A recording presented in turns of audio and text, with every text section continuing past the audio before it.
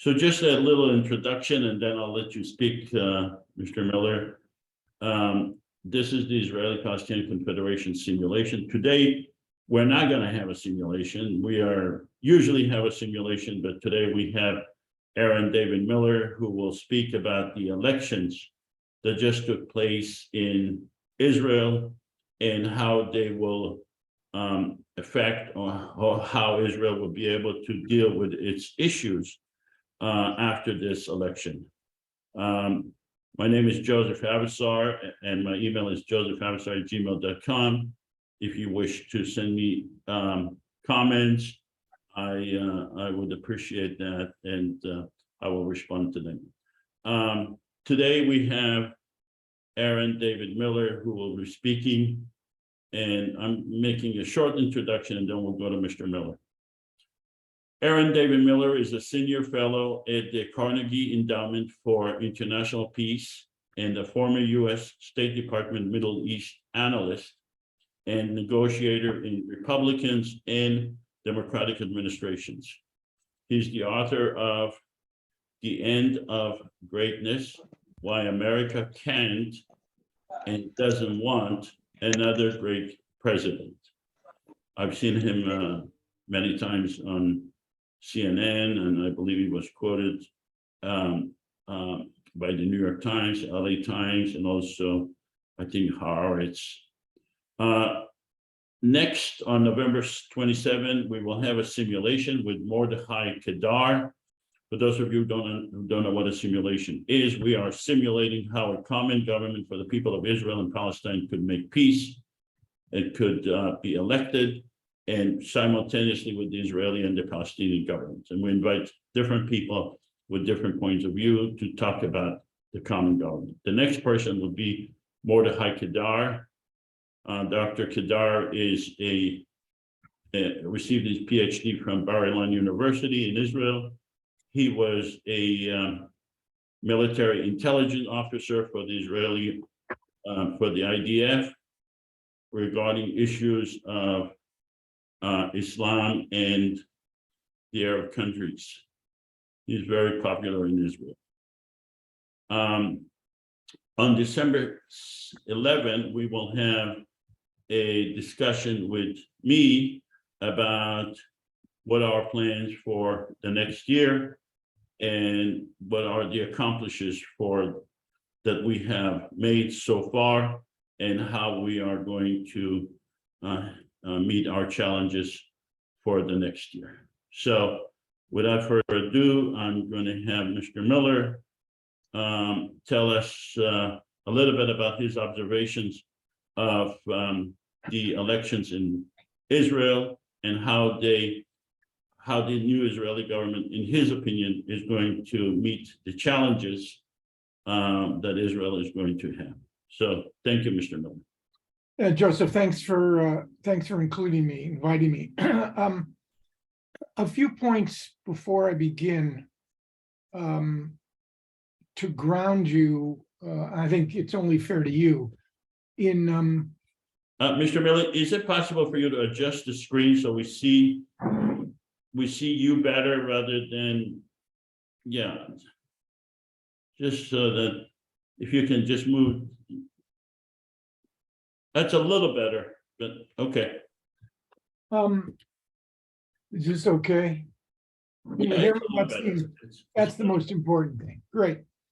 I had the privilege and honor of working for half a dozen secretaries of state, roughly from the early 80s until 2003, when I left the State Department shortly before the US invaded Iraq.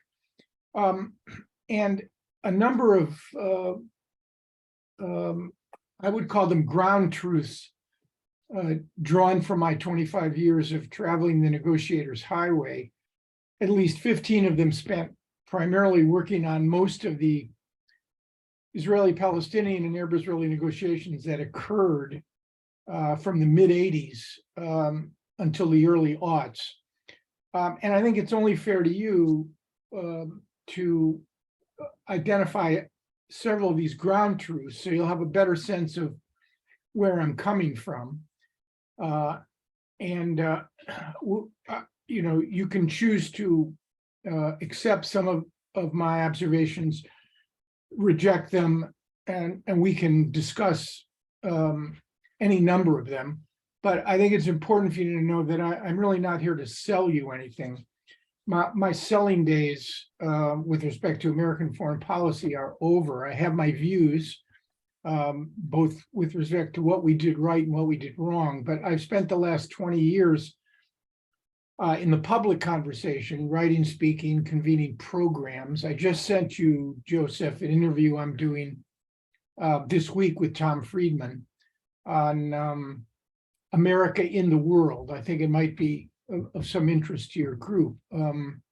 Hopefully you'll receive that. But let me just identify a number of what I call ground truths. First of all, geography, in my judgment, is destiny. There are many explanations for why the United States behaves the way it does abroad, but in my judgment, the most important observation, the most important reason, I'm wary of multi-causal explanations, but I feel very strongly about this, is simply the issue of where we're located. We're the only great power in the history of the world. There are no others that has the fortuitous circumstance of an unrivaled and unprecedented degree of physical security. We are surrounded by non-predatory powers to our north and south, and literally fish to our east and west. What one historian brilliantly described as our liquid assets. These two oceans, in my judgment, do more to explain the way we see the world, the way we behave in the world, than any other single factor. It explains our optimism. We somehow believe, by virtue of the fact that we've never been occupied, except for a brief period of time as a nation, that all problems, in essence, have solutions. And if enlightened men and women will only sit down and discuss these things, most problems in the world could be resolved. I think it explains our pragmatism. We somehow have gotten the notion that American ideas are the best suited for resolving other people's problems. Less so, I suspect, today, after 2 decades of unsuccessful policies in Iraq and Afghanistan. But still, that pragmatism is very much a function, in my judgment, of where we are. It also explains our idealism and our naivete. Most of the powers with whom we deal cannot free themselves from the two forces that I would argue influence the way nations behave, where they are, their geography, and their history. Whether it's Russia or China or the Palestinians or Egypt or Iran or Israel, they cannot free themselves from these forces to the degree that is humanly possible for any nation state. We have managed to do that by virtue of where we are. And finally, I think our physical location, non-predatory neighbors to our north and south, and fish to our east and west, explain our arrogance, because our capacity, our margin for error, is greater than any other nation that I know of. We can afford to make mistakes, sometimes large ones, without fundamentally threatening the existence of the American polity. Number two, I am by nature and by experience an Niebuhrian. I'm not a religious person, but I'm a follower, I guess you could say, of the late Protestant theologian Reinhold Niebuhr, who developed, and the Serenity Prayer comes in many different versions and variations, but Niebuhr strongly believed that the best you could do in life is to develop what he called proximate solutions to insoluble problems. The world was not to be redeemed, as a Catholic theologian, at least not spiritually redeemed.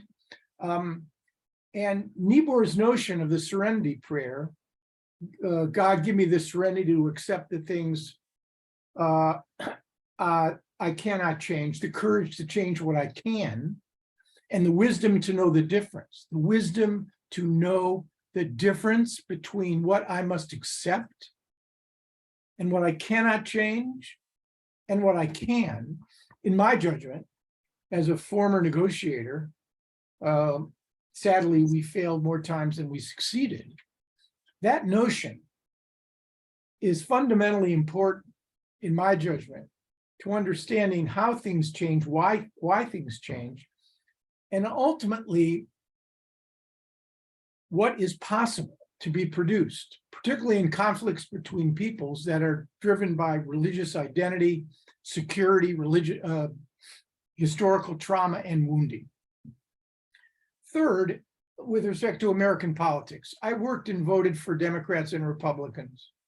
In my judgment, the dividing line for an effective foreign policy is not between left and right, liberal or conservative, or Republican or Democrat. It's between dumb on one hand and smart on the other. And the only thing that matters is which side of the line do you want your country, in my case, the United States, to be on? Do you want to be on the smart side or the dumb side? If it's the smart side, then there does exist something called the national interest, which transcends party politics. And that notion of the national interest, given the nature and dysfunction of our politics, has often been lost. Finally, governing, at least in our political system, is about choosing. FDR, one of our three undeniably greatest presidents, quipped about probably our undeniably greatest president, Abraham Lincoln, that Lincoln died a sad man. Why did Lincoln die a sad man? Because he couldn't have everything. Governing is about choosing. It's about setting priorities. And the United States needs to do that if, in fact, it's going to have any chance at all of addressing those issues and that it thinks it can successfully unpack, and even managing the ones that it's relegated to a lesser priority. So let me make a number of observations on the Israeli elections, then turn to what the impact might be, and then a few comments on the broader Arab-Israeli issue. This was the fifth election in 3.5 years. It turned on two basic concepts. It turned on threshold, and it turned on turnout. And both the circumstances that drove threshold and turnout ended up producing, and I don't think this is arguable, ended up producing the most right-wing government in Israel's history. That government has not yet been formed. There are those, I'm not among them, who somehow believe that at the last minute, Mr. Netanyahu, because he would prefer not to include the religious Zionist bloc, which is composed of three parties, which by their sum total end up to being Jewish supremacist, racist, anti-democratic, and homophobic. He would prefer not to have a coalition with these two parties. And there are some who believe that it's still possible for him to reach out to other elements within the Israeli political system to put together a government that, let's call it a save the nation government, save the nation from this right-wing alliance that is going to be extremely difficult to manage. I think an argument could be made that Mr. Netanyahu, at some point after he forms the government, which I call the coalition from hell, that months down the road, he may choose, if he sees it advantageous to his own personal circumstances, to broaden that government by reaching out to other parties within on the Israeli political spectrum. I don't believe, however, that that's an option right now. And it's not an option right now because it is no coincidence that we had 5 elections in 3.5 years. The Israelis did. The reason is that Mr. Netanyahu would not countenance, even while he wielded tremendous power as the head of Likud, and Likud chairman, history teaches us, do not go down as a consequence of party mutinies or rebellions. They go down either because they choose to leave politics on their own, in the case of Menachem Begin, or they simply pass from the scene. So Mr. Netanyahu, in an effort to beat his ongoing trial, which is occurring in the Jerusalem District Court, and whose fate may not be known for at least another year, I remind all your listeners that a previous Israeli prime minister was indicted, not while he was in office, and actually served, I think, 15 to 17 months in jail. That trial, from the time Ehud Olmert was indicted to the time he was sentenced, I believe, occurred over a period of 6 or 7 years. But in an effort to beat those 3 indictments, bribery, fraud, and breach of trust, Mr. Netanyahu is assembling his government in order to pass by Knesset majority, which in this case, Mr. Netanyahu has a comfortable 64 seats, will pass to override, first of all, to override the Supreme Court's capacity to overturn and review Knesset legislation, but in this case, to pass a narrower piece of legislation, probably based on the French law, that a sitting prime minister, president, cannot be indicted or prosecuted while in office. Now, there's a slight problem with that because the French law would have to be made retroactive. But with a Knesset majority and no formal constitution in Israel, should Mr. Netanyahu put together this government, he will find a way either to postpone, defer, if not cancel his trial. The only good news that I can see in the outcome of this election is that, unlike in our presidential election, the last one that was held in 2020, you had a peaceful transfer of power. There was no storming of the Knesset. There was no violence. There was no big lie enabled and facilitated by one of the major parties in Israel. And there was a dignified concession speech by Mr. Lapid. That was diametrically opposed, I might add, to the way we handled ourselves in the run-up and in the wake of January 6th. 71% plus of the Israeli electorate voted, which was up 4 points from 2021, which was roughly 67%. And those 4 points largely came from right-leaning voters. The Netanyahu bloc, those parties that are cooperating with him in the coalition, grew by 11%. The anti-Netanyahu bloc grew only by 5%. The 2 ultra-Orthodox parties, Shas and United Torah Judaism, grew by almost 19%, giving them, I think, 18 seats in the Knesset. Now, that's quite a showing. And I think it may well have been a response to the fact that they were shut out of government during the course of the past, well, any number of years, given the numbers of elections. But it also reflected, I think, a real sense of concern and worry that they had to shore up their constituencies. The Zionist left, as we know, in terms of its vote share, decreased by about 1%, with the Labor Party, the iconic Labor Party, who was responsible for largely creating the state and governing it during its first 3 decades, grabbed 4 seats, while Meretz, an actual combination of 3 parties created in 1992, disappeared completely, along with one of the several Arab parties that, as recently as 2015, had remarkable showing in the Knesset. But Balad, perhaps the most nationalist of the 3, failed to cross the threshold entirely. The Likud, in terms of numbers of votes, Likud votes declined by about 50,000 from 2021.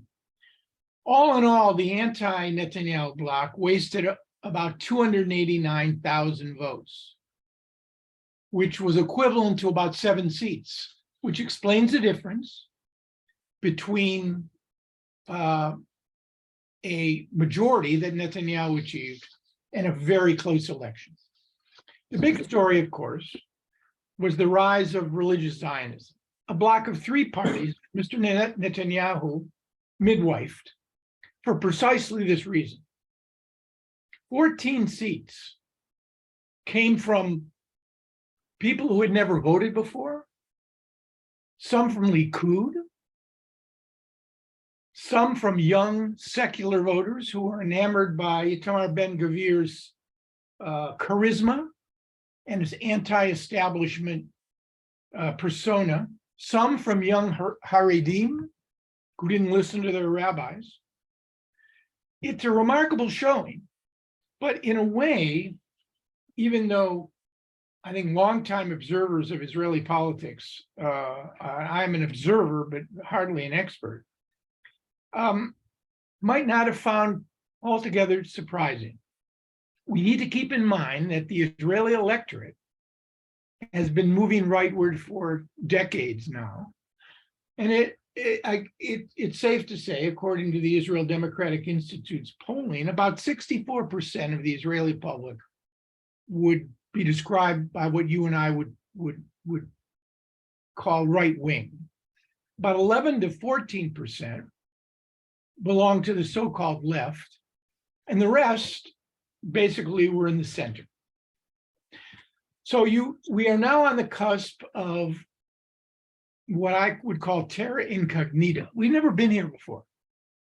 Israel's never had a government quite like this. The headlines look pretty grim to me. I just had a piece in Foreign Policy last week in which I've argued that both Netanyahu and President Biden will go to great lengths to avoid a major confrontation. We'll see if that holds. Some have pointed out, including Haaretz's senior correspondent, Anshel Pfeffer, that in 1988, a right-wing government had 65 seats. Within 4 years, 1992, you had the emergence of the Rabin government, and what followed was a period of peacemaking, or let's say negotiations, including Oslo and an Israeli-Jordanian peace treaty, plus the beginnings of what would later become the Abraham Accords, incipient relations between Israel and Morocco, Israel and Qatar, and Israel and Yemen. But I think we need to be realistic now, much more. This is not the 1990s. Even a major course corrective in another election, I think would essentially bring Israel at best back to a center right-wing government with deep gaps separating Israeli Arabs from Israeli Jews and Grand Canyon gaps, excuse me, separating Israel from the Palestinians in the West Bank, Gaza, and East Jerusalem. I wouldn't want to predict to you with any degree of specificity or authority how the Netanyahu government is going to behave. I think much speaks for itself. You have a prime minister who is now back in the driver's seat, wants to escape his indictments, but also wants to return to the international stage. So I think he'll go to some degree, some lengths, to retain control over national security decision-making. The possible prospects of the appointment of Itamar Ben-Gvir as the Minister of Public Security will, however, create a huge dilemma for Mr. Netanyahu. And even if there are no major changes in Israeli policy, I don't expect many. You're not going to see formal annexation of the West Bank. You're not going to see an effort to dismantle the Palestinian Authority. You probably won't even see an effort to retroactively legalize settlements, although you might find an effort to legalize and support settler outposts in the West Bank. putting Itamar Ben-Gvir in charge of public security is in many respects like putting a pyromaniac or giving a pyromaniac matches and gasoline. There are a million fires. There's a wonderful line from John Buchan's novel, Green Mantle. And the line is, there's a hot wind blowing from the east, and the dry grasses await the spark. There's a hot wind blowing from the east, and the hot grasses await the spark. I think that's appropriate here. There are any number of fires that can be lit. Any number surrounding Haram al-Sharif, Har Habayit, the Temple Mount, noble enclosure. Any number concerning the mixed cities in which Israeli Arabs and Israeli Jews interact. Any number, but in the face of an already very difficult situation. Mr. Miller, you told me you're limited by time, and I know we have people who want to ask you questions. So I want to ask you one question, and then we'll open up, with your permission, for people to ask you questions as well. My only question is, you opened up with saying that the United States is a great power, and the only difference is whether we have a smart policy or a dumb policy, not whether we have a Republican or a Democrat. So my question to you is, in your opinion, does the United States want to have peace between the Israelis and the Palestinians? That's an easy question. That's an easy question to answer, Joseph. The answer is yes. But if so, the question is, are we willing to devote the energy to achieve it? The answer is absolutely not. But if so, if the United States wants to have peace, why not borrow what the United States knows best, which is successful for the United States, is to have separation between government and religion, and to have a central federal system, a federal government to include both the Palestinians and the Israelis. And why is the United States? Look, I vowed on this in my presentation not to get into the issue of end states, because right now, frankly, I think that's largely it's been an academic discussion now for years. And Israelis and Palestinians, let alone Americans, are not ready, willing, and able. This government demonstrates that to a T, to begin even to remotely discuss any end state. I'm not here to defend the two-state solution. I'm not here to attack your Confederation idea. I'm here to say to you that governing in any country is about choosing, setting priorities. I know what your priority is, but you're not responsible for the national security of the US government. President Biden's priorities, frankly, if he were on this call with you today, he would say, we've seen the enemy, Joseph, and the enemy is us. He would say to you that the biggest threat the United States faces is not from Russia, not from China, and certainly not from an absence of a settlement between Israelis and Palestinians. It's from a dysfunctional political system whose institutions and norms have been fundamentally weakened over the course of the last 2 decades. So the issue is not, Joseph, whether or not the United States wants peace. That's an easy one. The issue, and I'm here to— What's the answer to that? Just so that I'm clear. What's the answer? Does the United States want peace between the Israelis? The answer is, of course. And, you know, if you ask Vladimir Putin the same question, he'd give you the same answer. If you asked anybody that question, but that question, frankly, has to be followed by the more important question, which is the United States or any country in the international system today prepared to make the redemption of an Israeli-Palestinian peace the central facet and focus of its foreign policy? And the answer is no. It's not even the central focus of the government of Israel's foreign policy, nor, I would argue, given the dysfunction in the Palestinian national movement between Hamas and Fatah, it's not even their central preoccupation, which is with organizational survival and influence. So I'm not here to debate or even criticize your notion of confederation. If the two parties would agree to that, great. All I'm saying to you is that I come back to the very elemental issue. Governing is about choosing. What's important? It's the difference between what is vital, Joseph, and what is discretionary. What we must have, as opposed to what it would be nice to have. And sadly, I devoted most of my professional career, unsuccessfully, I might add, to pursuing Israeli-Palestinian peace. To me, this was a vital concern. But events over the past 30 years have changed many people's minds on this central question. All right, let's open up to people they want to ask questions. Are you still limited to 1 hour? Well, it's only 12:30. Let's see how we do.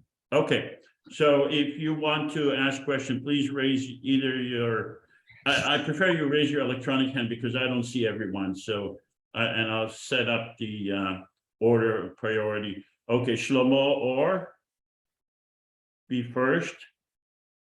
And then can you make sure that everyone can raise their hand and open for, so let's start with Shlomo or. Shlomo, please ask your question. So I'm trying to look at the wood rather than the trees. And looking at the wood, it sounds like the United States, doesn't matter who is in charge, the Republicans or Democrats. It's not clear to me who really manages the United States. You talk about the priorities and all of that. With Israel, it's very similar too. It doesn't matter the right wing or the center. I think Ben Gvir and Smotrich just raised and revealed the real Israel, which is a fascistic, racist country and state. And Israel, and also you talk about problems and solutions and what can I solve? We need to understand the problem before we look at solutions. So one problem is, it's not religion here in the Middle East, even though it looks like, oh yeah, really. No, it is not, it is land. Israel wanted always the whole country and wanted clean of Arabs, period. That was true in 48. This is definitely true now. They cover it with all kinds of things. And the solution is no, is not to let it happen. And the United States, of course, I don't know who is the United States. Shlomo, what is your question? The question is, looking at all of this, I still don't understand. You were trying for years to make peace, but peace is not nobody is interested in peace. The United States, definitely not, the Israel not. My question to you, what is the real interest of the United States in the Middle East? It is obviously not peace. So what is it? And one more word. Why Biden has not renewed the agreement with Iran? What is the interest of the United States about Iran? What is the real thing about Iran? And why Israel is provoking Iran all the time? There's a lot of questions, Shlomo. We could spend an hour answering them. If you want to talk about U.S. interests, the U.S. has, in my judgment, three vital interests in this region. They all affect, because it's the United States and because nations tend to look, and I don't think there's a nation that has yet been created that didn't look to its own interests first. The U.S. has three interests in the Middle East, all relate to American security and prosperity. Number one is preventing the emergence of a regional hegemon with a nuclear weapon. A second is preventing another significant terror attack on the continental United States, or frankly, on America's partners and allies in the region. And a third is preserving access, even while we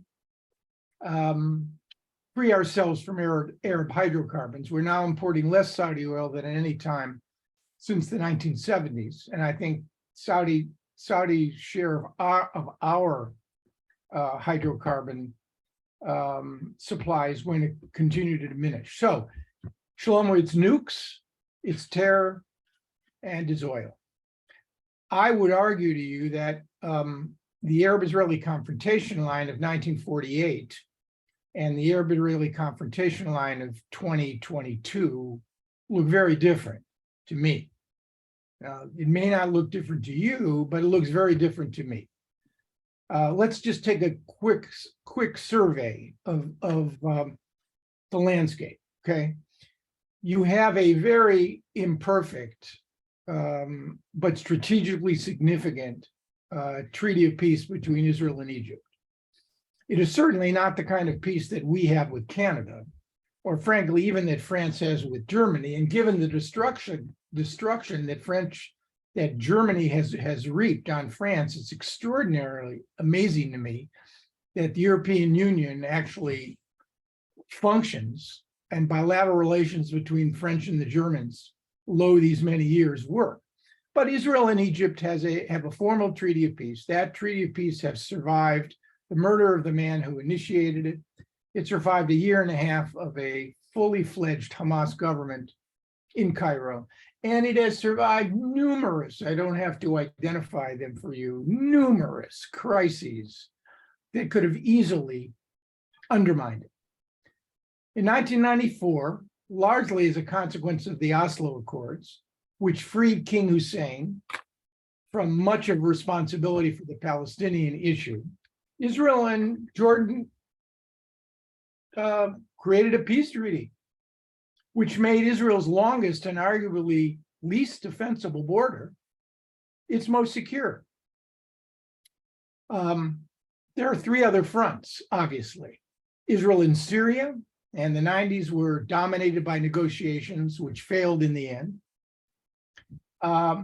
Israel and Lebanon, which is very much a part of the Israel-Syrian-Lebanese complex, and the maritime agreement that was recently concluded over the Karsh maritime border that was drawn it's not a transformation, Shlomo, but it is significant. It gives Hezbollah something of a stake, and Israel something of a stake of not fomenting a major conflict on the border.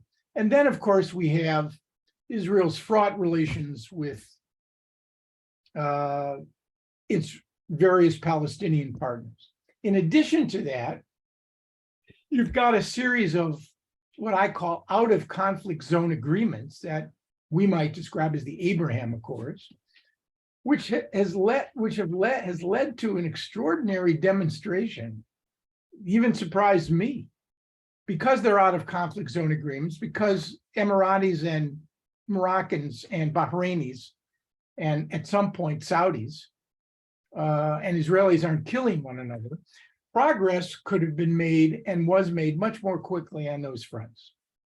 So I would argue to you that the U.S. made many, many mistakes during the course of its efforts. And I take a look at one of my books, The Much Too Promised Land, America's Elusive Search for Arab-Israeli Peace. They're all documented in there. But at the end of the day, it comes down to something quite clear to me.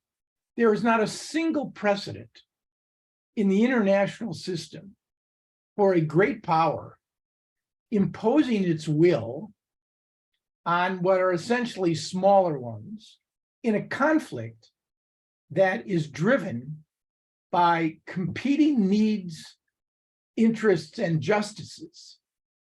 There is no magic fix on this. And 2 decades of involvement in Iraq and Afghanistan, which have been disastrous for the United States, should be a cautionary tale for anybody who believes that great powers could somehow impose their will on these small tribes. The Middle East is littered with the remains of great powers who believed it could do so. So, is peace important to the United States? Yeah, it's important. Is it a vital interest? The answer is absolutely, positively not.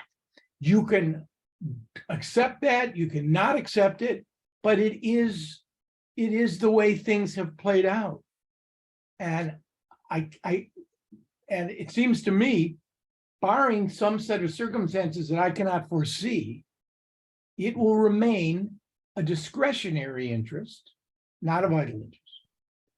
All right, let me call the order of the people who will be asking question.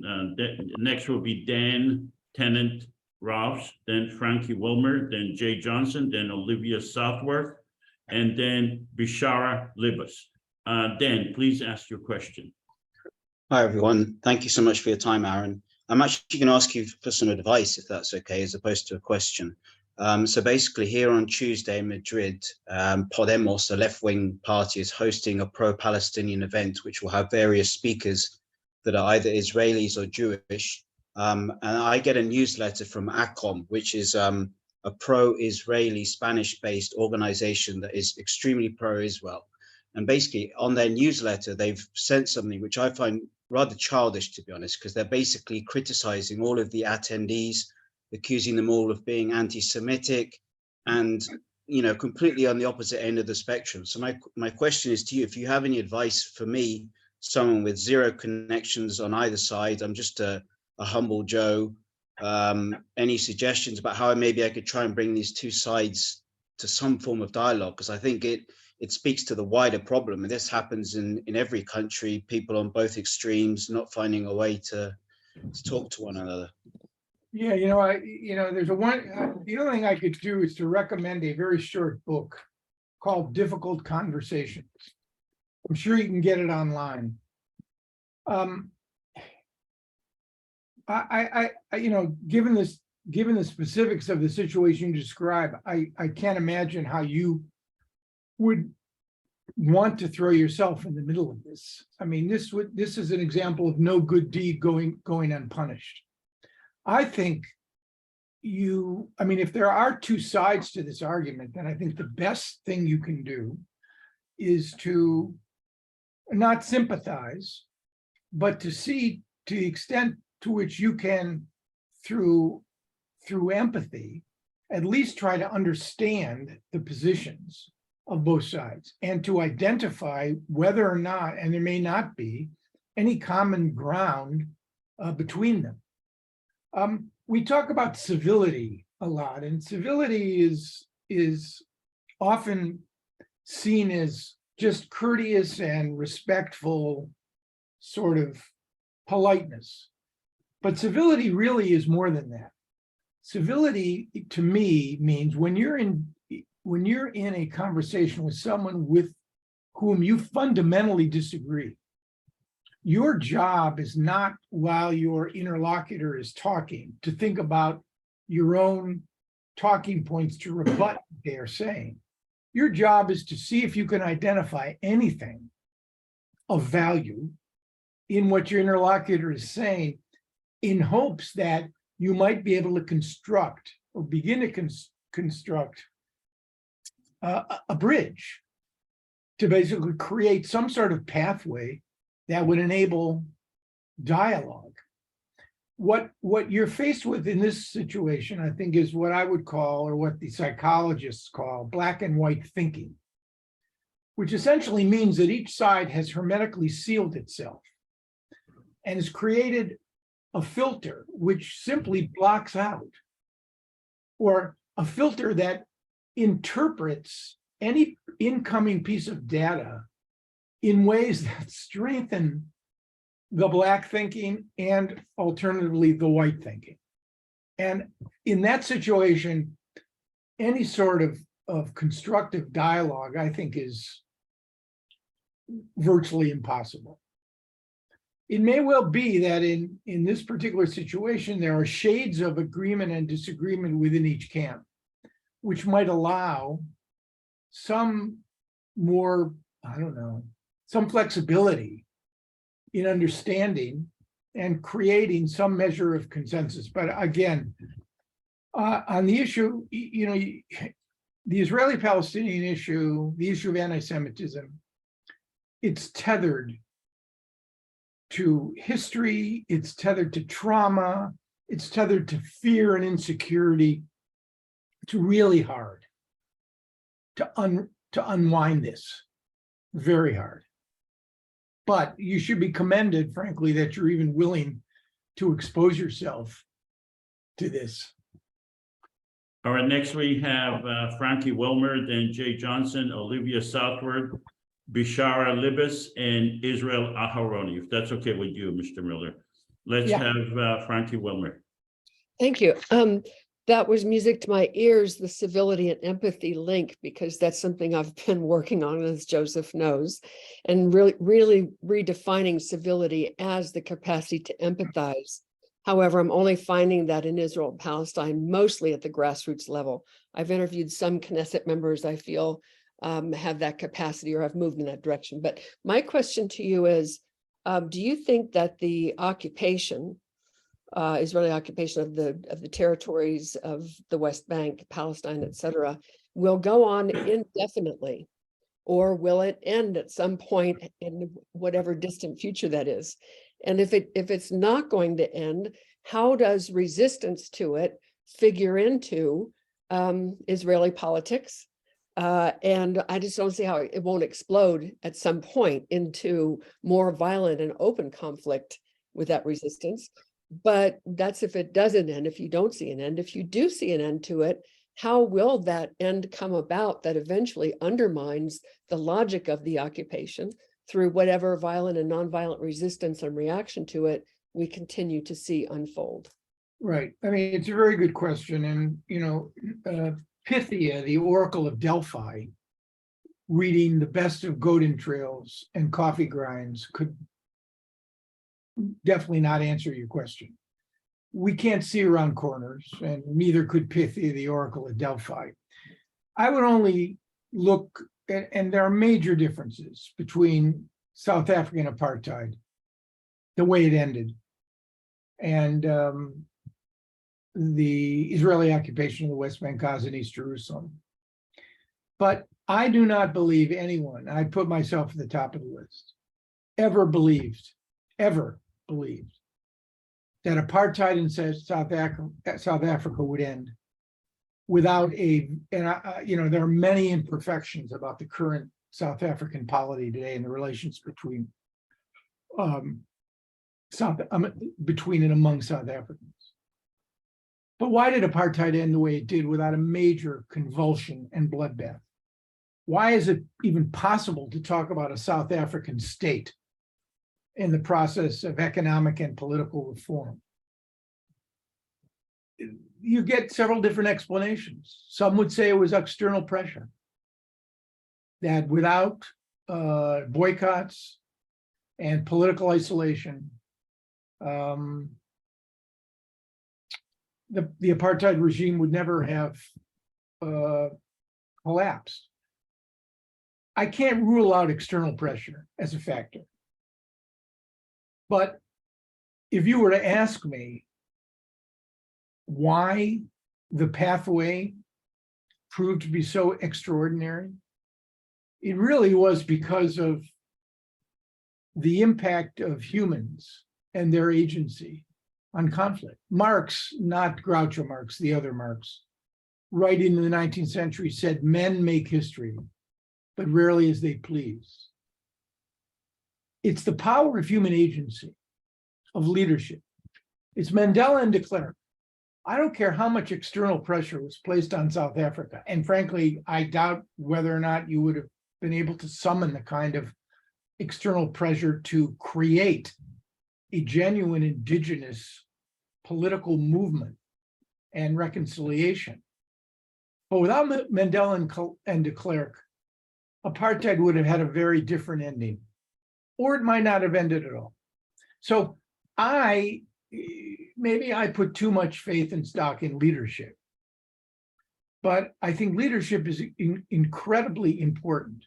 And frankly, this is one of the reasons why, in the case of Israel-Palestine, you really haven't had the kinds of breakthroughs that are necessary to create what I call an end of conflict solution. Israeli and Palestinian leaders, and there have been several in the past that have taken tentative steps. Rabin and Arafat, Peres and Arafat, Barak and Arafat at Camp David. I was at the last best last best chance in July of 2000 to negotiate this, and it was an ill-advised, ill-conceived summit. President Clinton never should have gone to that summit, not with the goal of ending the conflict, because Arafat and Barak came there with extraordinary mistrust and the absence of confidence. But you need leaders who are masters of their political houses, not prisoners of their ideologies, in order even to begin the process of trying to figure out what kind of negotiating process, and as you know, Joseph has reminded us, what kind of end state there's going to be. So someone asked me about Russia and Ukraine the other day. Shouldn't we try to negotiate? I believe Frankie was asking, do you believe that the settlements in the West Bank will be removed? No, I don't know if that's the question she asked. She wanted to know what my thoughts are on how the Israeli. Okay. I apologize. I don't see, I see so much inertia. You know, on another planet, could you envision the emergence of a Mandela and de Klerk? Could you we spent hundreds of hours of Arafat with Arafat. And I don't want to criticize him, but Arafat was no Mandela. And frankly, Rabin was no de Klerk. And I don't see a way to end the occupation peacefully through negotiations without leaders on each side who are committed to doing that. If you don't see those leaders emerge, then I foresee a constant struggle of accommodation, of confrontation, of fragmentation, and you're going to get a test case of it over the next 6 to 8 months, when you're going to have a government of Israel that doesn't even feel the need to engage in the pretense that there is an end state that would satisfy the needs of Palestinians. I think the next 6 months, Frankie, will give you some sense of the direction of this confrontation. But I suspect next year at this time, if Joseph invites me back, the Israelis will still be occupying the West Bank, Gaza. All right, let's go. Let me read the list again. Jay Johnson, Olivia Southworth, Bishara Libes, Israel Aharoni, and Len Bennett. Let's go to Jay. Jay, please. Yes, regarding the Shah's party, the Haredi, Mizrahi, and Sephardic Jews, is it true that they comprise 45% of the electorate? And could you take a moment to try and explain any internal divisions or conflicts or movements within the Shah's party and what impact they have on the overall situation of the government? I think Shas, led by Aryeh Deri, a man who was fighting his own indictment charge, he has participated in Israeli governments before, which have been on the centrist complexion, and presumably the fact that you have Shas as an ultra-Orthodox party does not necessarily mean that Shas, or at least elements within Shas, might not support some sort of peace initiative on the part of the government, not this government, but another one. I think the ultra-Orthodox community in Israel, representing some 10 to 15% of the country, out of government now for quite some time, is eager to re-engage, not on the issue of national security or peacemaking, but on needs that are much closer to home. Support for their yeshivot, a change in the law of return that would, right now the law of return is open to anyone who has a Jewish grandparent. There's going to be an effort on the part of the religious parties, including religious Zionism, to change that law to make the law of return only open to those who have one Jewish parent, or even more constricted than that. So I think Shas and the United Torah Judaism will, Could you please clarify that? I didn't understand that. yeah, the law of return now enables anyone with one Jewish grandparent,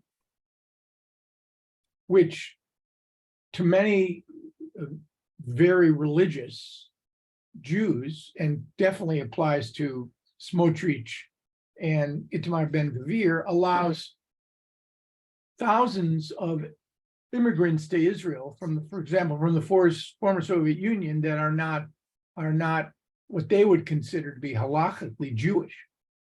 So they want to change that law to make it imperative that you have one Jewish parent.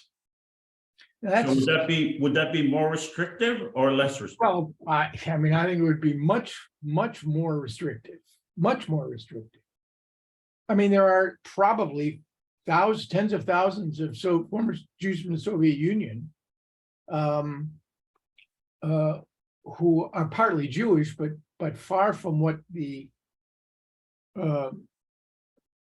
official rabbin in Israel would consider halachically Jewish.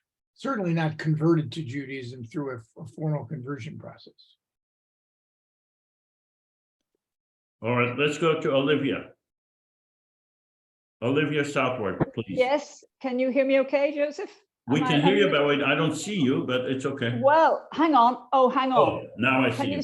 Can you see me now? Yes, good evening, No, I Mr. only Miller. see your name. I don't see your face. Oh, well, hang on. What do I do? Start video. Just Hang on. go to the video. Well, I've done that, Joseph. Okay, here you are. Is that okay? Now we see you. Good evening, Mr. Miller. Thank you very much for your time. And you mentioned answering the first participant that Israel had 3 priorities in the area. The first was, I just took note of them. Oh, I can't see him anymore. Where is he gone? I can only see Joseph. I can't see Mr. Miller anymore. I'm here. Oh, you're I still can- there. Okay, now I can see you. see you. Okay, right. I noted these. I took note of the 3 priorities. 1, to prevent nukes. 2, prevent terror attacks. And 3, to preserve access to the area. I respect your greater knowledge. Would you not add a 4th one, arms sales, and would you perhaps change the order of your 1, 2, 3? I'm assuming you said Israeli interests. You mean American interests, correct? I beg your pardon. I beg your pardon. Yes, Yeah. I'm Yeah, scribbling no, I things. mean, American. Yeah. arms sales is certainly a byproduct of a region in conflict. And I suspect that both the quantity and quality of arms and who the United States sells them to is going to vary according to circumstance. I don't think that arms sales is the number one issue. I think that the one issue that could actually spark a regional war is an Iranian nuclear program that essentially has all of the elements that are required to produce a nuclear weapon. And by some estimates, the Iranians are 2 years away from doing that. Nonetheless, that would not only spark others beyond Israel that possesses nuclear weapons to acquire them, and would most likely trigger an Israeli strike as well as an American strike. This, of course, would result in rising oil prices and plunging financial markets. So no, I would identify, if you asked me what is the greatest single threat that the United States faces in terms of its own interests with regard to its own security and prosperity, I would still say it's the possession of Iran with a nuclear weapon. But Israel has nuclear weapon. Why is that not a security threat? Well, because since 1945, it's actually quite remarkable that 9 countries possess nuclear weapons. The 5 permanent members of the Security Council, right? The United States, France, Britain, China. Russia, and China. Then you add India and Pakistan. And then you add North Korea.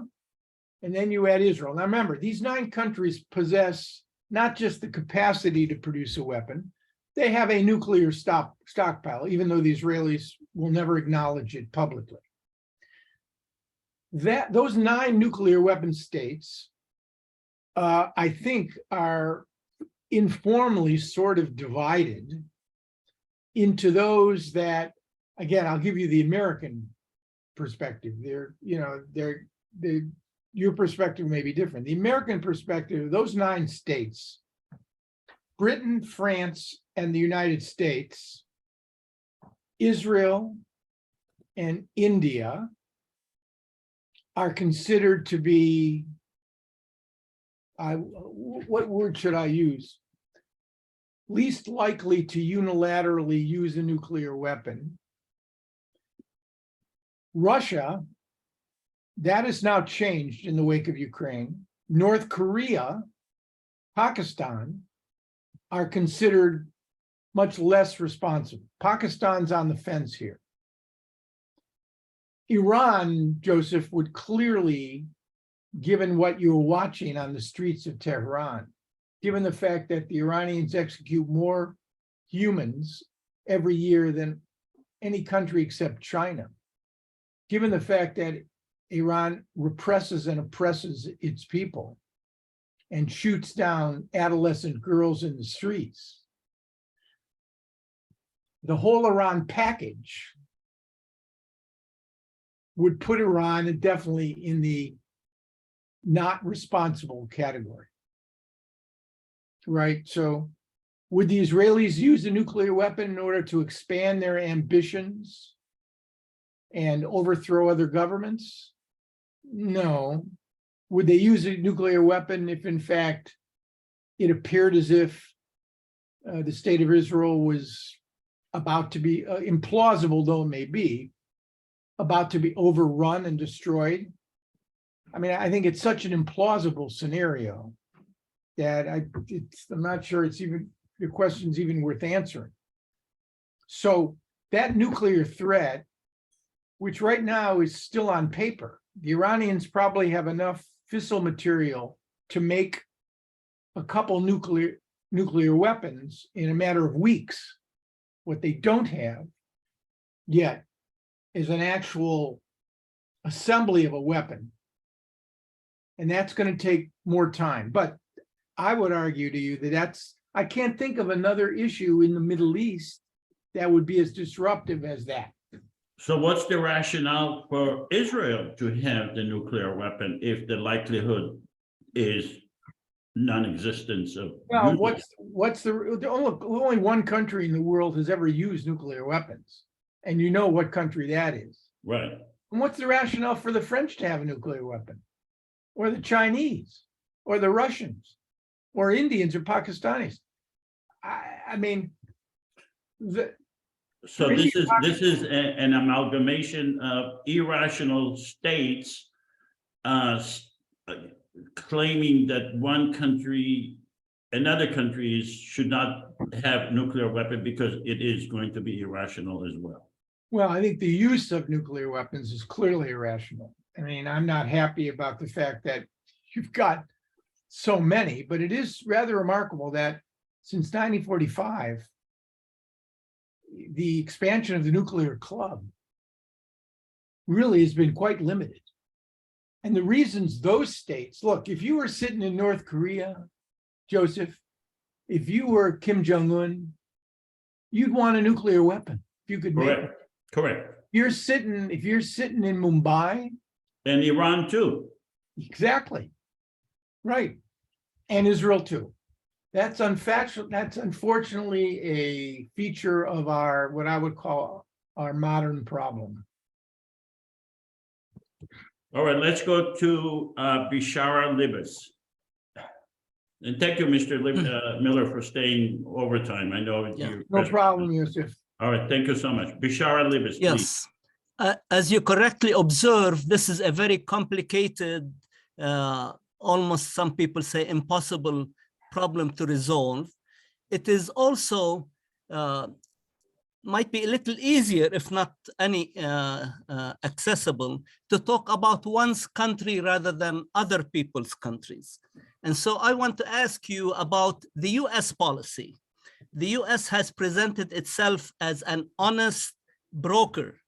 Some people argue that over the years, the US has not been either honest or a true broker. And we can see this in how they opened the spigot after each conflagration, pouring more billions into supporting Israeli military action. So my question to you is, what truths do you see in the argument that the US kind of speaks with two tongues? One is for verbal enunciation of principle, and the other is what actions they do that contradict those principles. So we forget about liberty and justice for all, and yet we prop up a system that denies liberty and justice for people. Right. All right. So let me begin this way. I don't use the term honest broker, and you can probably look at all of my hundreds of op-eds, my books, and my TV commentary. You're not going to find that phrase. Bashar, I think you're muted. muted. Bishara, you need to unmute yourself. Okay, I know you haven't, but Wait, let's so let me- talk about the idea of, Right. We're not, look, if what you mean by honest broker is that we take, let's look at the Israeli-Palestinian issue. If we take Israeli requirements and Palestinian requirements, and we try to find a middle ground that perfectly suits both, then we're not an honest broker. And where we have been successful in brokering, and there are only 3 examples, Bashar. Let's leave the Abraham Accords out of it for a moment, because they were out of zone conflict accords. There was a heavy amount of quid pro quos in these arrangements. Let's talk about the real degree of difficulty. 3 Americans, and only 3, could claim that they were, and I won't even use the word honest, I'll use the word effective brokers, all right? Kissinger, who negotiated 3 disengagement agreements, which enabled an Egyptian-Israeli peace treaty, which Carter brokered, all right? And so you have Kissinger with 3 disengagement agreements during the 70s, 2 with Egypt and 1 with Syria, which ended the 1973 war and laid the basis for the second American who brokered successfully. And who was that? That was Jimmy Carter, who, against the best advice of all of his advisors, convened the parties at Camp David in September of 1978 and quote unquote brokered, in the truest sense of the word, a document which inevitably, and excuse me, not inevitably, which led in March of 79 to a treaty of peace between Egypt and Israel, which, as I've alluded earlier in my remarks, despite all the threats and crises, the murder of the man who signed it, has been a fundamentally positive achievement, which has reduced the prospects of conventional war, interstate conflict. So you have Kissinger brokered, Carter brokered, and by the way, the Egyptians, Sadat was murdered by the Islamic Jamaat for that agreement, but nonetheless, it has clearly served the interests of the Egyptian people, probably, but certainly of Egyptian governments. And then you have James Baker, my former boss, who brokered. Who is that? I'm sorry. James Baker. Okay. who brokered the Madrid process, okay? That's it. We, during the 90s, brokered a couple implementing agreements of the Oslo process, the Hebron Accords and the Wye River Memorandum. But let's take those off the table because Oslo collapsed and failed. The only three Americans that ever brokered agreements between Israel and the Arabs, you can include Mr. Hochstein, Amos Hochstein, who brokered the Israel-Lebanon Maritime Agreement that was recently signed. But that wasn't a major transformation in the region, however important it may have been. That's the sum total of successful American diplomacy. And in none of those, I would argue, were we honest brokers. We were effective enough to allow all sides to come into an agreement. But if you define honest again, and by the way, let's be clear, you use the word justice. I'm 73 years old, and I'm looking around at the international system, right? I don't see many agreements between parties in conflict that somehow use the word that you identified with as justice. Can you name one? Just name one where one side got everything it wanted and the other side got everything it wanted. If that's your definition of justice, then my unsolicited comment here is that there is no justice this side of heaven. And since I'm not a religious man, I'm not sure what lays beyond this life into the next. But justice, I mean, you can achieve justice in court, but I can't find one agreement of two parties in conflict, whether it's South Africa or Bosnia or the recent ceasefire between Ethiopia and the Tigrayan rebels, or any of these conflicts where people get justice. If justice means a fulfillment and a redressing of all their traumas and all their woundings and all their pain, maybe I'm missing something. All right, let's go to Israel Aharoni. Israel Aharoni, please ask your question, Mr. Aharoni. And then it will be Glenn Bennett and then Olivia Southward again, I guess. Yeah. Thank you very much, Joseph. I would like to bring the dialogue to the present.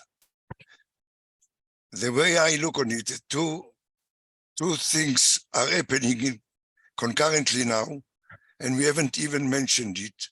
And I want to hear your opinion about the result of those events.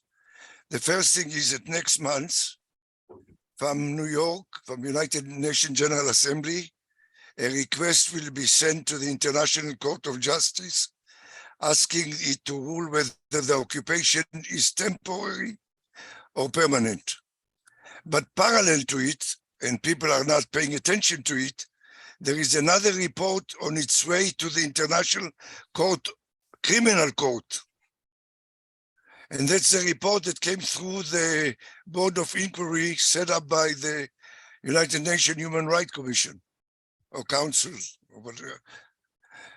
Do you think that those two events coming before the two courts in Hague can change something in the conflict, or is it just a waste of time?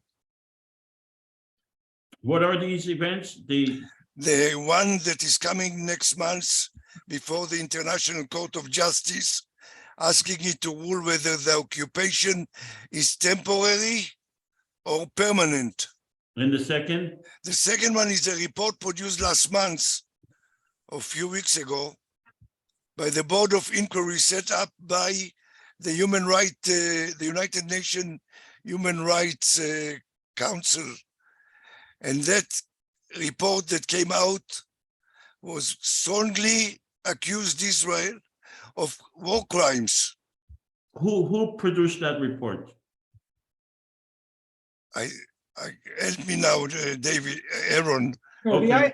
the ICC has been investigating these charges since 2014 and have been entertaining. The Israelis have not cooperated, of course, either with Hamas.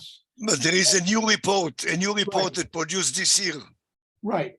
Look, the answer, my answer to this is that without some operational consequence, and there won't be any, these reports will go the way of so many UN Human Rights Commission reports, ICJ and ICC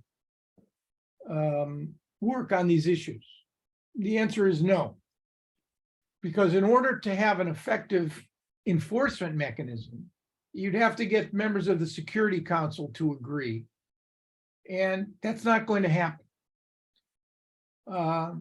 6 months from now, I would say, based on whether or not the current or the soon-to-be Israeli coalition,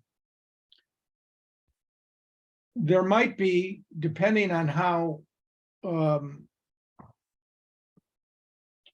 provocative the new government is, you could get some additional traction in the international arena on this, but I would argue not enough to fundamentally alter the trajectory of matters on the West Bank and Gaza. I'm maybe too much a creature of history here, but I just don't see it. International law has never figured prominently I only speak for the United States here, has never figured prominently, and sometimes not at all, on how the United States behaves or doesn't behave toward this conflict.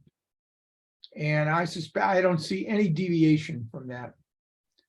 I think he's asking, that's my interpretation, Israel is asking, is there a possibility that Biden would remove or threaten to remove a veto power in order to make these court cases more palatable, more effective against Israel? No, As a threat against Israel? no. Okay. His own personal chemistry combined with American politics, combined with the fact that when it comes to the International Criminal Court, to which we do not belong, there's an issue of sovereignty here. The ICC has not pursued actively cases of American abuses in Afghanistan. And this was, the Trump administration actually cut off funding. I don't know whether they restricted visas to members of the International Court because of their concern over the sovereignty issue. So I just don't see, yes, international public opinion to the extent that matters, yes, but certainly not in changing US policy toward Israel. ICC means International Criminal Court. And the United States is not a member of the ICC? Correct. And is Israel a member of the ICC? No. Okay. All right, let's go next to Len. Len Bennett, please ask your question. Okay, thank you. I have just a quick comment or two and I have a question. As far as Israel's questions about these reports, I'm in Canada. Canadian government rejects these reports totally. It considers them to be straight anti-Semitism, which is most of what comes out of the United Nations. As far as peace treaties, Israel includes everything of the British mandate for Palestine. And that's by international law, go back to the San Remo agreements, supported by the League of Nations and supported by Article 80 of the UN Charter, which nobody seems to have read, even though they've all written it. So there have been many peace agreements. In 47, Israel was prepared to give away its land to the Palestinians, and instead the Palestinians started the war. There have been a number of proposals, including the one by Clinton, which literally gave the Arabs everything they claimed they wanted. And Arafat said no, because he knew that he was going to get the same treatment that happened to the Egyptian president. Now, the latest peace agreement, which has not been mentioned at all lately, is the Peace and Prosperity Plan that Trump came out with, which would have set up a separate country for Palestine and include huge amounts of money to develop it. This has not been mentioned at all. And Len, what is your question?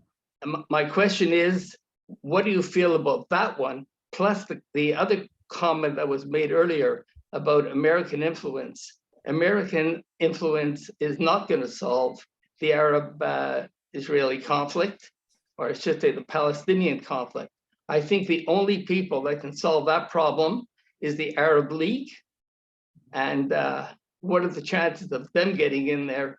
And they've already told the Palestinians they no longer have a veto of their relationships with Israel. Can they be effective in promoting the Peace and Prosperity Plan?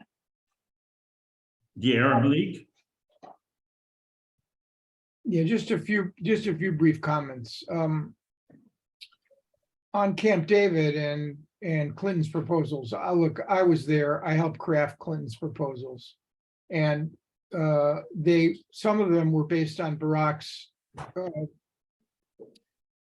willingness to go no doubt to go farther than any Israeli prime minister had gone before on some key issues to the Palestinians, but by no means were the Clinton parameters a fulfillment of everything the Palestinians wanted. We could argue all day long that the Palestinians didn't accept these proposals is not the issue. They could never have accepted them. That Arafat could not bring himself to respond point by point, which might have triggered a serious negotiation that at some point could have led to an agreement between Israel and Palestinian. That's Arafat's transgression. Arafat's transgression was not that he refused to accept the Clinton parameters. His transgression was refusing to negotiate on the basis of those parameters. As far as Mr. Trump's Peace and Prosperity Plan, I would only say to you that Mr. Kushner, for one reason or another, sought out my views, and we had a couple meetings. He made it unmistakably clear that his father-in-law was not interested in what I would call the 22-state solution.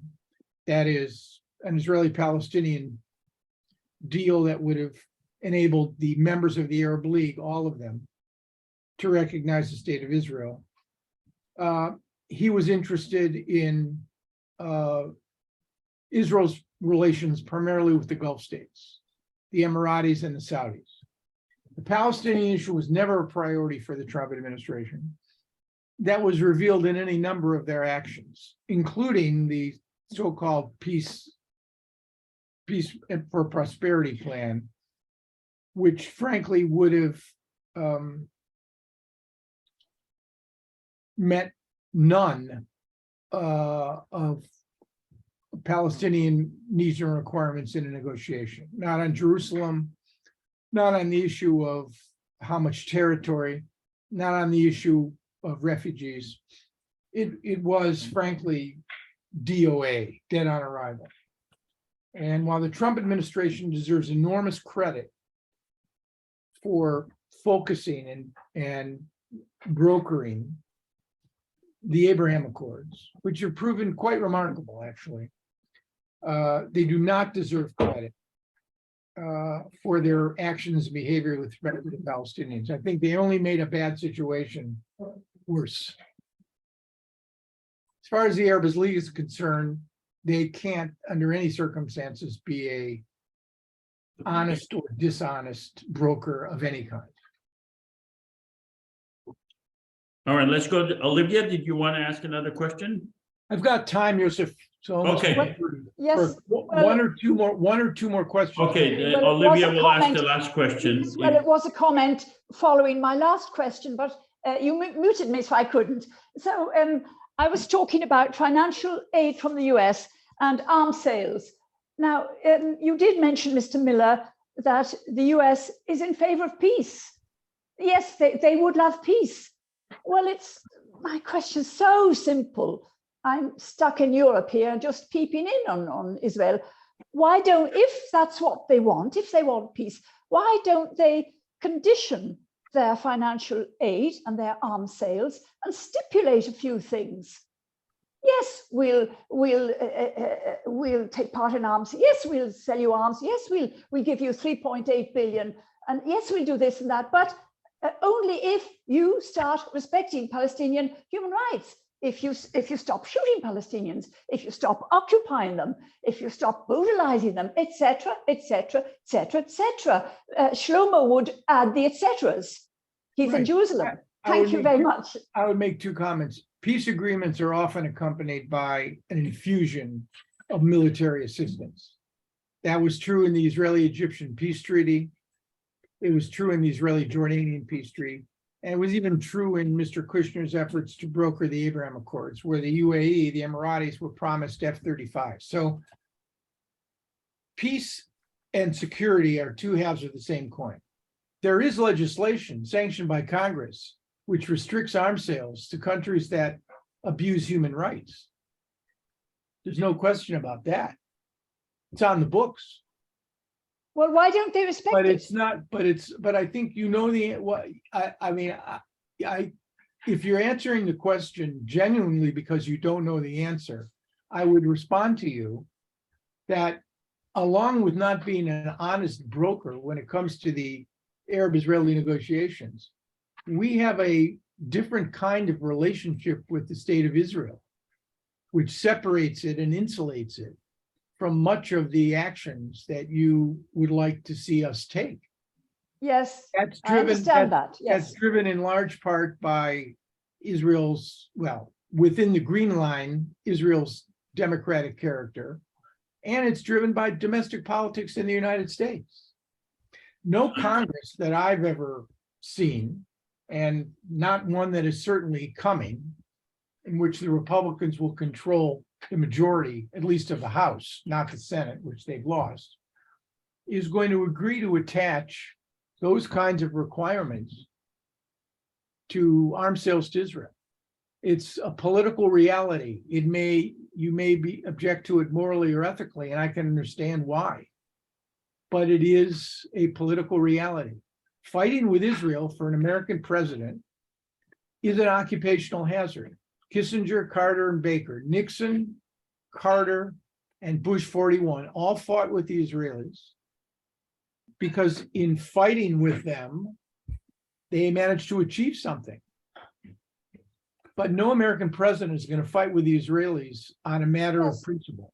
I It may can see be a that, sad- Mr. Miller. Right, I it can may see be a that. sad- Israel is a red line for the Right. US. It may be a But sad. unfortunately, the UK, you will forgive me if I interrupt you, I'm very, No, very rude. please, very mannered. interrupt. But the UK and France are doing the same thing. So, you know, it's a pretty, it's a very, very awful situation. The UK is doing exactly the same thing as the And US. not only that, Israel's relations with China and Russia, certainly with the Chinese and with Mr. Putin, you see why the Israelis don't want to supply weapons to Ukraine. They're worried about alienating Mr. Putin, who might restrict their room to maneuver in Syria. Yeah, And oh yes, I can see all that. Oh yeah, sure, sure. So I guess what I'm saying is that we live in a world which is defined largely when it comes to foreign policy, not by ethics and morality, but by matters of political and national interest. Let me just raise one additional point. I was on the U.S. Holocaust Memorial Council for a couple years. And I know they have the slogan, "Never Again," which was coined, I believe, well, it was popularized by Elie Wiesel. It's a very evocative slogan. But if you look at the international community and the US and America's record on interceding to prevent mass killing and genocide, it's terrible. From the Nazi Holocaust to Cambodia, to Rwanda, to Darfur, to Congo, to Syria, to Myanmar, to Ukraine. So again, I'm not telling you anything that's new, and it's a painful reminder of the world in which we live. So look, it was great. Joseph, thank you for inviting me.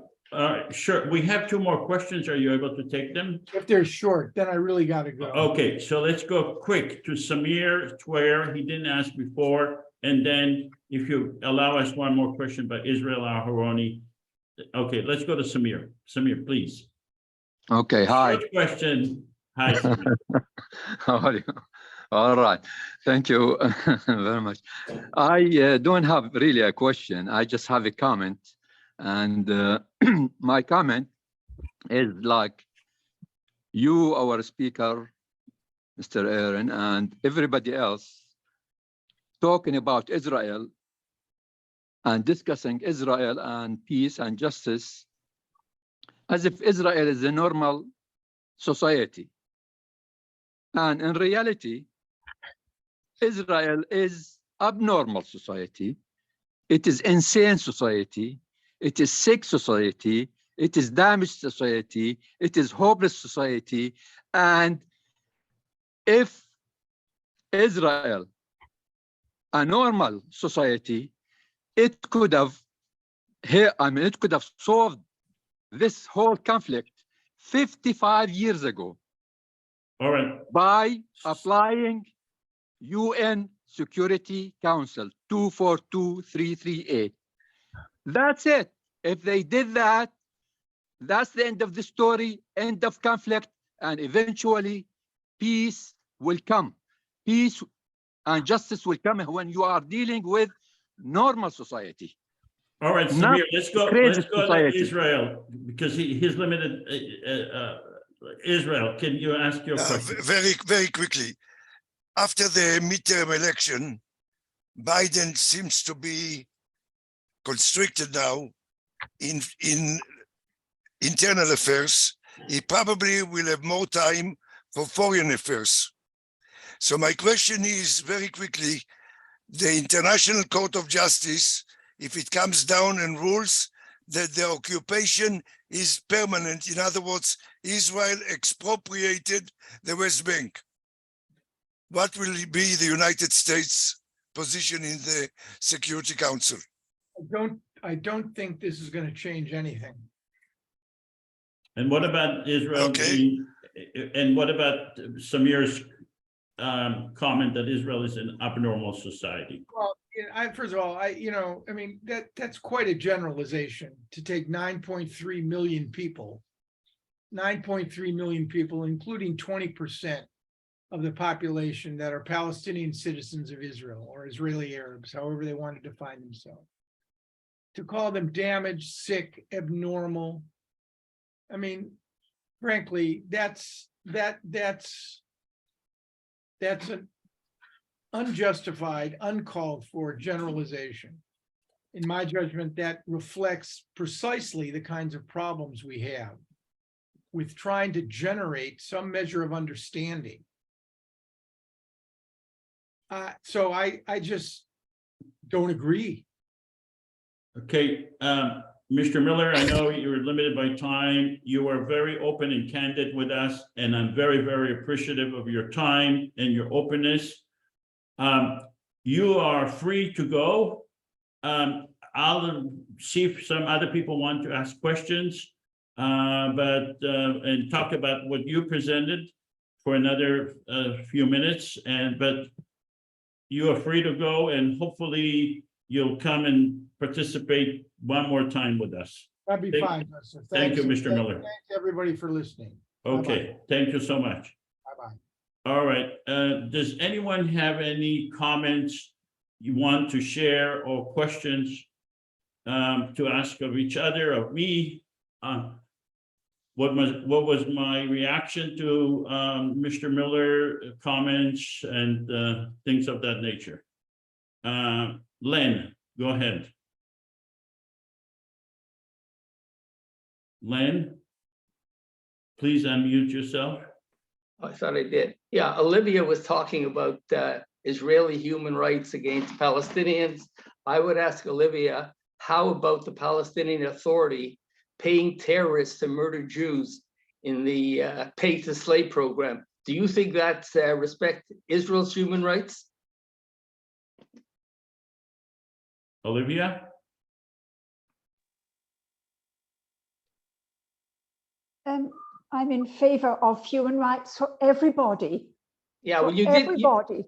did. If there are violations, Len, if a Palestinian violates the human rights of somebody else, well, of course that is to be condemned. Good. Then by your question token of that, Len.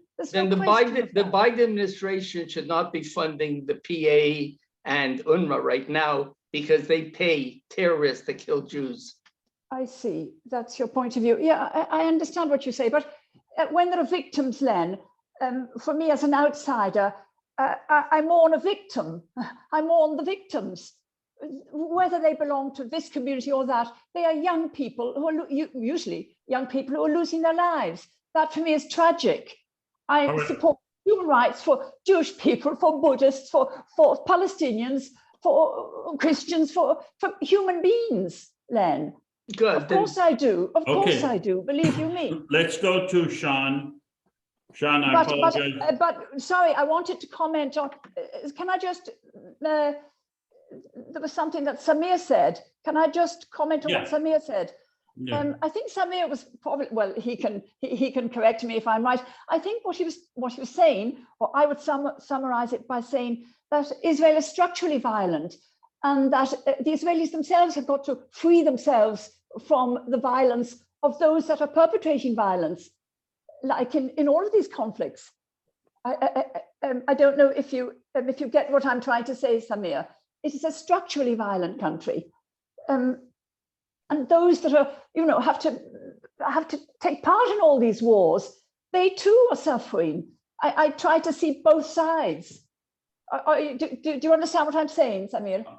What's his name, Olivia, Samir? are you saying that Israel is structurally violent? Yes, structurally violent, yes. And why is that? Israelis too have to liberate themselves from all this violence, as well as obviously liberating the Palestinians. Okay. All right, let's go to Sean. Sean, you haven't had a chance to speak, so please. Okay. Well, I was going to talk to Mr. Miller, but I didn't get a chance to ask him a question because he mentioned about the peace that every party you go to Israel, you go to Palestine, they all want peace, right? But what he mentioned is, do they advocate for it? No, they say they want peace, but they don't advocate for it. So I was asking what his solution to this peace. And the other thing, he was talking about Israel and Netanyahu and everything, but I was going to ask him a chance if what did he think about the IPC movement? What he think this is helping in the conflict? But I didn't have a chance to hear him talk about the IPC and what he thinks about it. Okay, I can tell you what I think he may say about the IPC. Like, does he agree with it? Does he disagree with it? Does he? Okay. Yeah. Well, I have been trying to get him to speak before us for many years. Many years. Okay. He and I am also trying to speak to many Israelis and Palestinians for many years. Okay. Right. This is my own personal observation, is that they do not want to be on the record regarding whether this is my personal observation. They never told me that, but that's my personal observation. They don't want to be on the record opposing it or supporting it because they don't know where it's going to go. That's my observation. Okay. So I don't think, for sure, he would not have said to you, yes, I think the IPC is the best solution.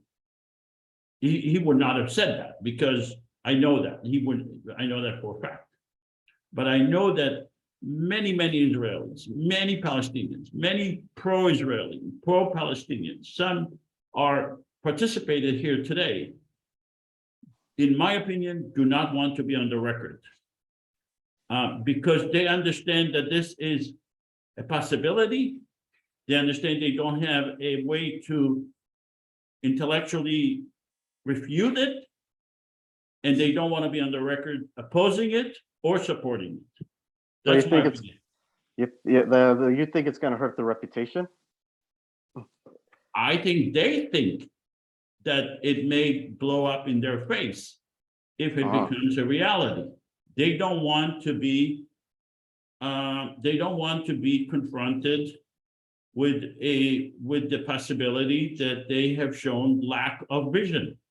So they do not want to oppose it or support it. They want to see, it's like, look, it's like the Arab Spring. At the beginning, the leaders of the world did not support it. When they saw it coming, then they rushed to support it. And, so that's Okay. Let's go to Jay and then Sean and then Libby. And then Thank you. I got the.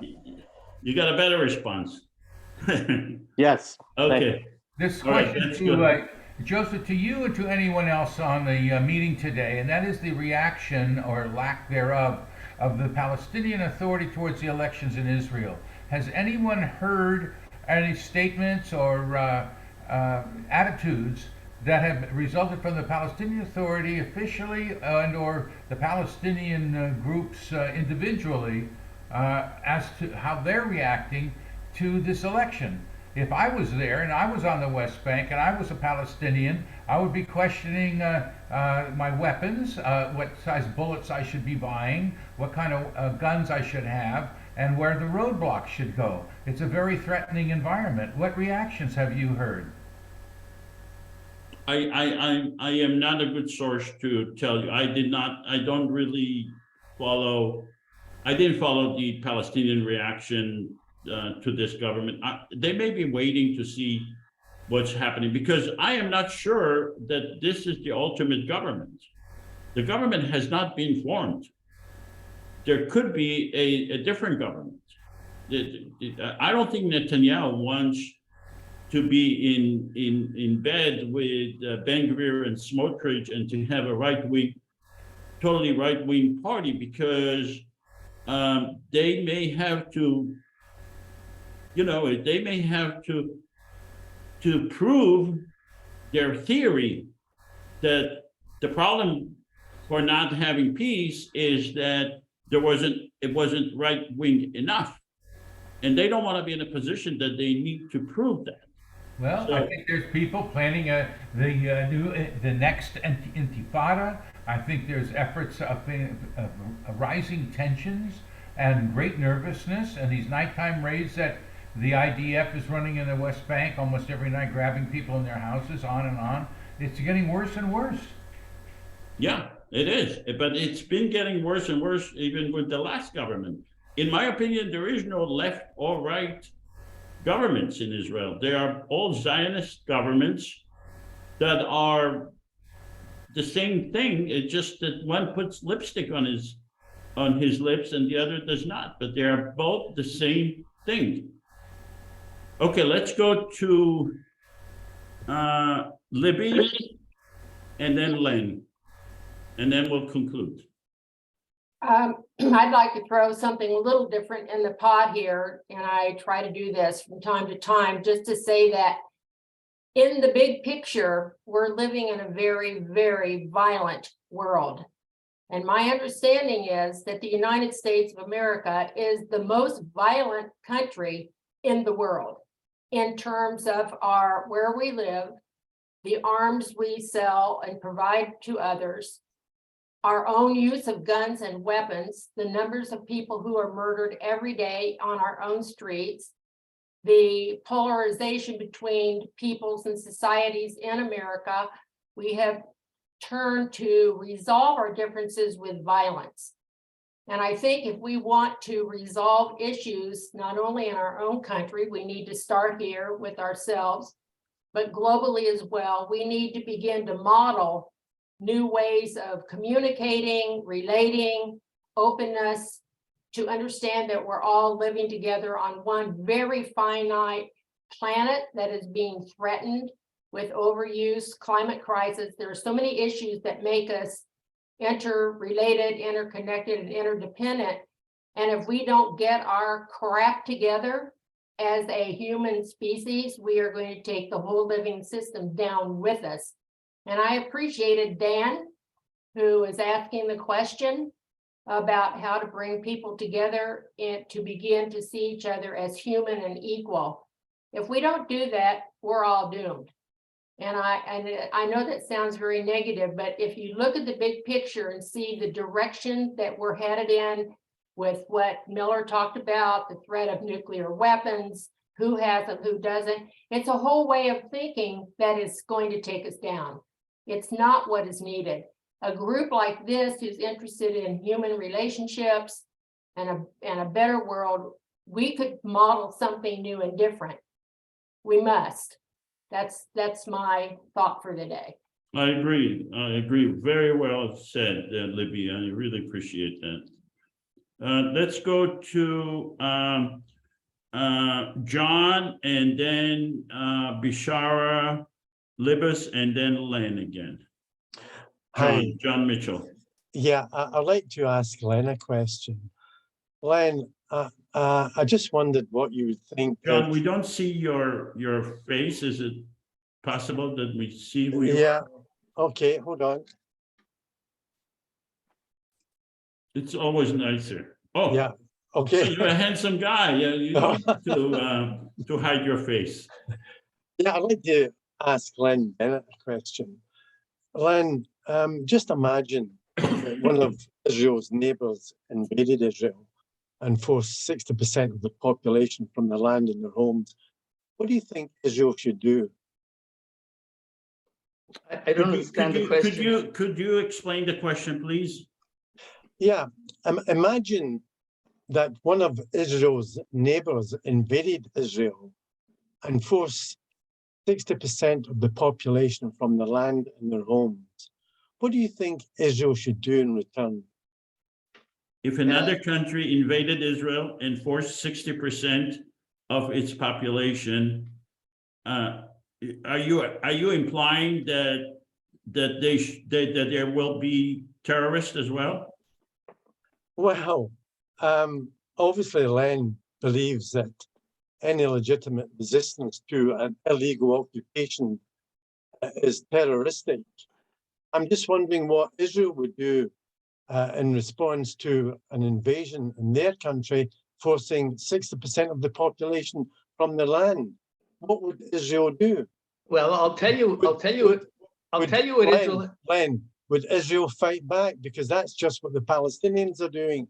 They weren't Palestinians. They were various groups of Arabs. They were not Palestinians until the KGB came along in 1964. And Israel was attacked. Israel was attacked by the Grand Mufti of Jerusalem, who was a Nazi war criminal, who set up SS troops in Europe, who personally sent 4,000 Jewish children to the gas chambers, and who had plans with Hitler to continue the Holocaust as soon as the German troops drove out the British. And then Israel was attacked. Every other country would fight back. How many thousands of Israelis were forced from their homes? How many? You start a war, you get forced out of your home. You don't start a war, then you stay home. And let me ask you, what happened to every single Jew that was caught up in Gaza and Judea and Samaria by Jordan and Egypt? Every single one of them was murdered or forced out. No. So Israel, yes, they. Oh, how many Jews were left in the West Bank, as Jordan called it, after the 1948 war? Zero. So no. You're talking about something. And we're not going to get into this. I don't want to. Let's go to I Well, let me wanted to Joseph, just, Joseph, let me just answer. Just let me make one more point. Given, the Palestinians are suffering because of European anti-Semitism. Now, if you know much about the history line, you'll realize that because of European anti-Semitism going back to the 15th and 14th century, where did the Jews in Europe go to? They came back to Islamic controlled areas where they lived in peace with the Islamic communities. European anti-Semitism is the main protagonist in this conflict, but the Palestinians today are the ones who are suffering. When you consider the agreement between Weizmann and Prince Faisal in 1919, Faisal invited Jews to come to the Middle East. Yeah. But not to create a state where Palestinians in this particular instance would suffer. And that's exactly what happened. they started a war. Don't you understand that? They started a war of genocide against the Jews in Israel. If you don't understand that, then you wouldn't understand nothing. I don't want to discuss wars with you because the reason I put my hand up was there were questions about the election. This is a very democratic election. There were 73% of the Israeli population voted for it, including 63% of the Israeli Arabs, which is better than my country, which only had 62% in our last election. And so if 63% of the Arabs in Israel participated in the election, they're not unhappy. Israel is listed as the 9th happiest country in the world, and the Israeli Arabs are participating in this. Len, let me just correct you. The election was did not include the Palestinians in the West Bank and Gaza. That's right. They are under Israeli control. So therefore, Israel cannot claim to be a democracy when it controls people and does not give them the right to vote. Why are there Palestinians in the West Bank and Gaza that don't vote? Because Israel stupidly had set up the Oslo Accord and brought in Arafat, who was one of the major international terrorists in the world. They brought him in. The control in the West Bank is as per the Oslo arrangements. Now, you don't mention the fact that there are 81,000 illegal Palestinian residents in Area C, which is totally under. Len,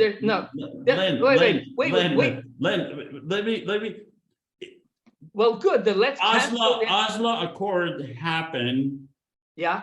Over 20 years ago. Well, that's what brought. And let me tell you, the Palestinian government, the PA, is not the legitimate government of the Palestinian people. Then throw them out. They have no elections. No, the Israeli government is not the legitimate government in the West Bank. But the Israeli government controls the West Bank. No. Look, I can agree with you to share the Empire State Building.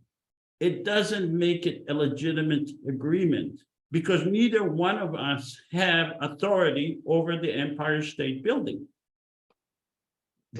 So if you control the West Bank, in order to call yourself a democracy. That has nothing to do with democracy or anything else. Okay, well, you said it. Has Arafat, has the PA or Hamas had an election in 15 years? And tell me if they have any legitimacy. The fact I am saying they don't. They don't.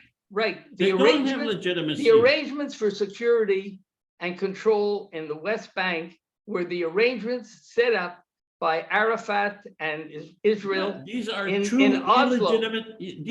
illegitimate entities as far as the West Bank and Gaza. Israel is considered the 8th most important country in the world. So it's more, You're changing it's the more subject. legitimate than All right, anybody else.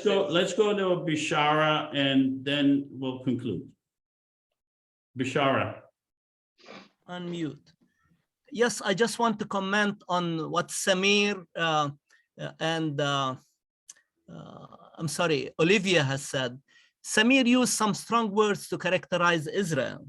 We often take those terms, sick, twisted, fearful, on the personal level. But I think for a minute, if we turn down the volume about people's motivations and so on, the fact is Israel is like other states that moved an external population into an area and then displaced the people in that area. Some of these societies reverted, like the French in Algeria, the whites in South Africa or on Rhodesia, which is Zimbabwe. Others, like in Australia and the US, the indigenous population were wiped out. So when they're talking about the structural character of the state, that they want the land without the people, we can understand how violence and injustices are going to continue till that goal is accomplished. So what's your question, or what's the punchline? The question is, unless Zionism changes and says, that we are Europeans, have rights to the land, to movement, to marriage, and unless that changes, this conflict is going to stay on the same track, which is confrontation. And on the other side, unless the Palestinians admit, we used to be 96% of the population in 47, but now we have to share it with these immigrants, and that is fine.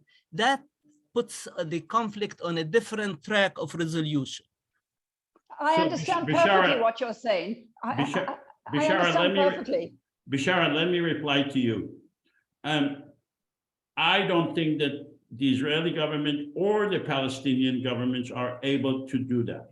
This is why we are proposing a common government, a separate government, independent of the Israeli government, independent of the Palestinian government, a common secular democracy for the people of Israel and Palestine, in the West Bank, Gaza, and Jerusalem, and in Israel, for the purpose of making peace, because I don't think that the Israeli government or the Palestinian governments are capable of making peace. They have proven time and again that they are incapable of making peace.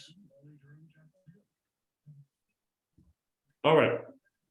Hearing no response, I just want to remind you that we have another simulation. We're going to go back to normalcy next time, and it's going to be a difficult simulation. This is a person that is very, very hard for Israeli. He used to be an officer, an intelligence officer in the Israeli army. He's going to oppose our formula for peace, but it's going to be very interesting, and I'm hoping to see you next time. All right. Thank you so much all for joining.